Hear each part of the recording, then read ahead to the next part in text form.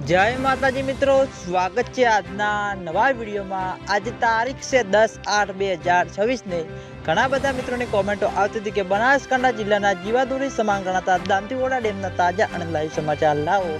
સવારમાં મિત્રો બનાસકાંઠા જિલ્લામાં વરસાદી વાતાવરણ જોવા મળ્યું છે, તેની સાથે આપણે હવે દાંતીવાડા ડેમ ઉપર એક નજર કરીએ તો હાલમાં દાંતીવાડા ડેમની સપાટી 570 ફૂટે છે અને દાંતીવાડા ડેમની ભયાનક સપાટી 604 ફૂટ છે।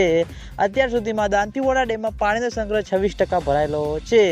તેની સાથે ઘણા બધા ખેડૂતો મિત્રોની કોમેન્ટો આવતી હતી કે શું દાંતીવાડા ડેમમાં પાણીની આવક શરૂ થઈ કે નહીં। તો મિત્રો હજુ બિલકુલ પણ દાંતીવાડા ડેમમાં પાણીની આવક શરૂ થઈ નથી અને દાંતીવાડા ડેમમાં પાણીની આવક શરૂ થશે તો સૌથી પહેલાં તમને બધાને આ ચેનલ દ્વારા વિડીયો બનાવી જાણ કરવામાં આવશે।